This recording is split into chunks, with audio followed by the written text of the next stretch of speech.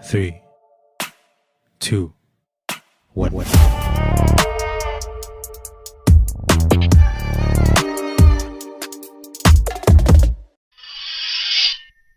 China-Philippines ties on brink of total breakdown and packaging the total collapse.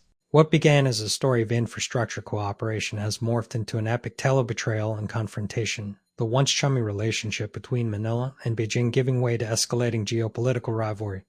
The rise and fall of those North-Rail pillars now bookend a new, more ominous chapter.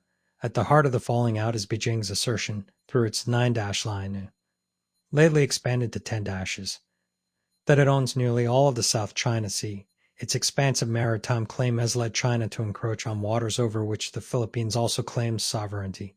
I think relations are the worst in recent memory because the hostility and aggression of China at both the strategic and tactical levels are palpable. Former Senator and retired naval officer Antonio Trillians told This Week in Asia. Indeed, ties are at their lowest ebb and on the brink of total breakdown, according to Teresita Engsi, founder of CAISA, an organization representing Chinese-Filipinos that aims to foster understanding and tolerance between cultures. A routine resupply mission to a remote outpost on the second Thomas Shoal turned violent on June 17, when Chinese vessels launched an attack on Filipino forces within the Philippines' exclusive economic zone.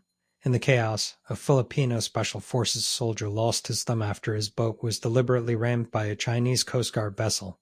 Chinese Coast Guard personnel wielding axes and machetes then boarded the Philippine boats, trashing equipment, seizing phones and firearms, and towing the vessels away.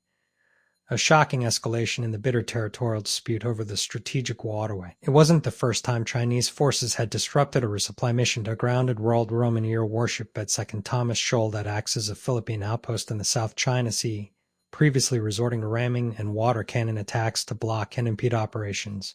But this latest incident marked a significant escalation, with the Philippine troops under strict orders not to open fire or fight back even in the face of brazen aggression. China would like to push us to fire the first shot, Philippine Navy spokesman Commodore Roy Vincent Trinidad told local media on June 20, 3 days after the incident.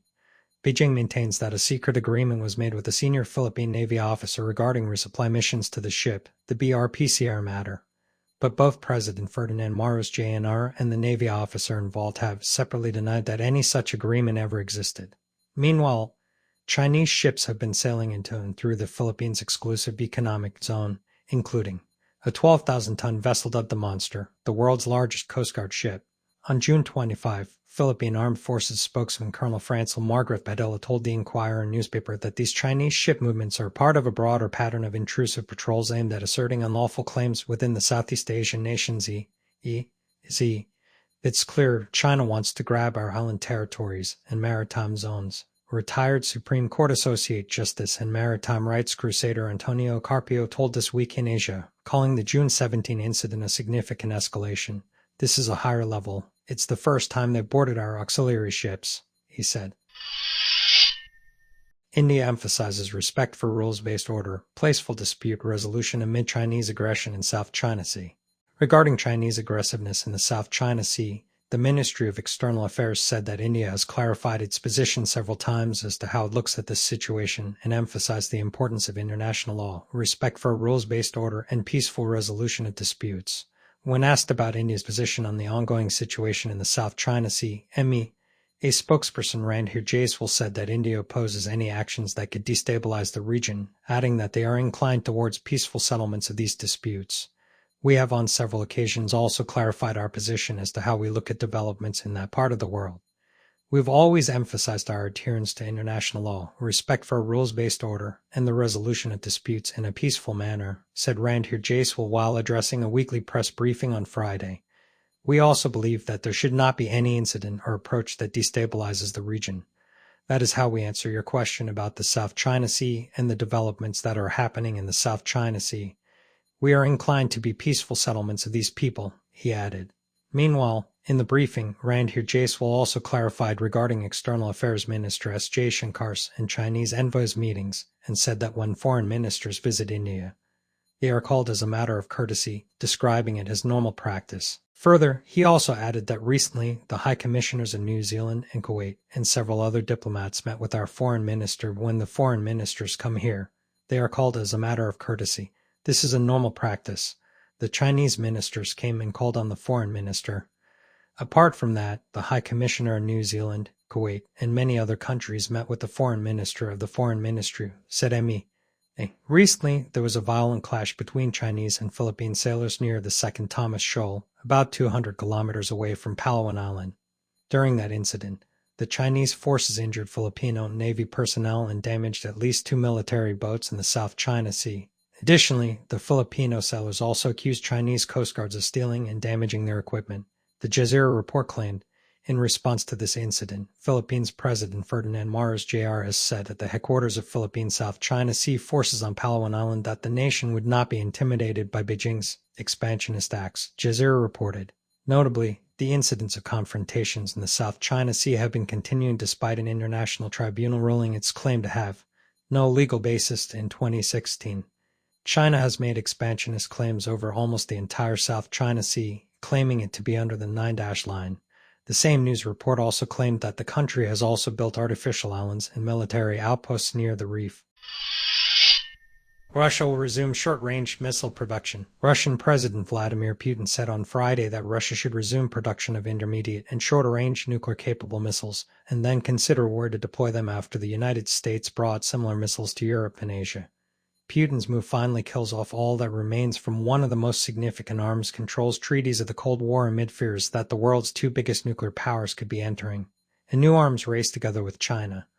The Intermediate-Range Nuclear Forces INF treaty, signed by Mikhail Gorbachev and Ronald Reagan in 1987, marked the first time the superpowers had agreed to reduce their nuclear arsenals and eliminated a whole category of nuclear weapons.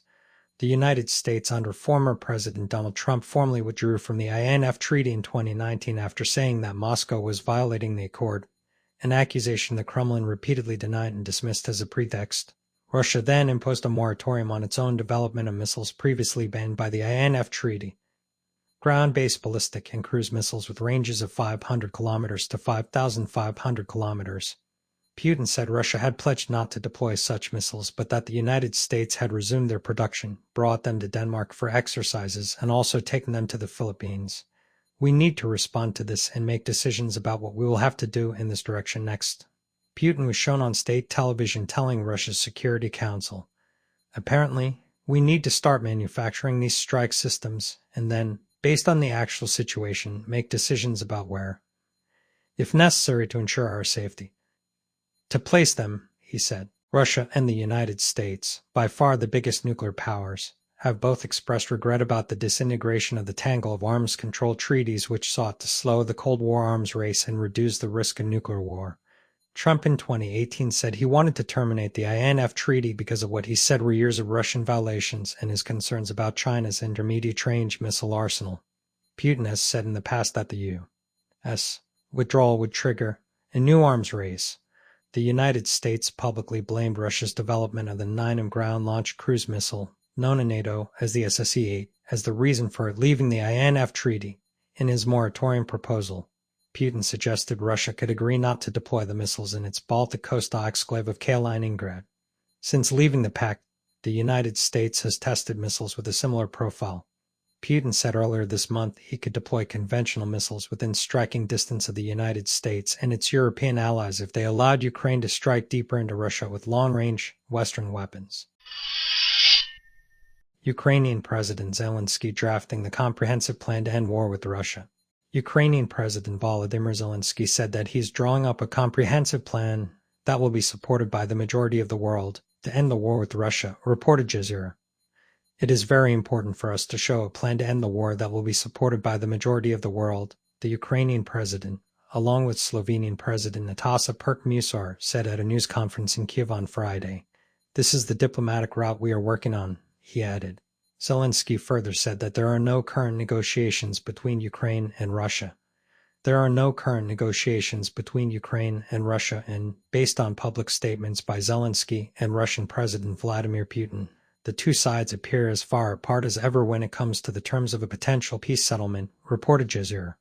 Ukraine has repeatedly said Russia must pull its troops out of its internationally recognized territory, including the peninsula of Crimea that Moscow annexed in 2014, before peace talks can start. However, Russian President Vladimir Putin, who launched the full-scale invasion of Ukraine in February 2022, is demanding Ukraine effectively capitulate by evacuating even more territory across its east and south that Russia now occupies.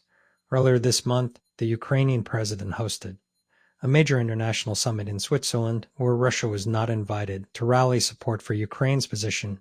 Over 90 countries sent leaders and senior officials to the two-day summit in Switzerland, and a vast majority agreed to a final communique that stressed the need for Ukraine's territorial integrity to be respected in any settlement, Jazeera reported. Moreover, Russia's troops are slowly advancing on Ukraine's territory and have claimed to have seized another small frontline village on Friday. Moscow currently occupies about 25% of Ukraine and, in 2022, claimed to have annexed 4 more regions, none of which they fully control. Bharat Electronics receives orders worth of 3,172 crores. Navratna Defense Public Sector Undertaking, Bharat Electronics Limited, has signed a contract valued at 3,172 rupees crore with Armored Vehicles Nigam Limited on Friday at AVNL headquarters in Chennai. According to an official statement, BL, which is headquartered in Bangalore, stated the project entails the supply and installation of an advanced, indigenously designed and developed sighting and fire control system for the upgrade of BMP-2 Block tanks of the Indian Army, along with a comprehensive engineering support package. Additionally, BL has secured other orders valued at 481 rupees crore following the last disclosure on May 22, 2024, which comprises Doppler weather radar, classroom jammers, spares, and services, etc.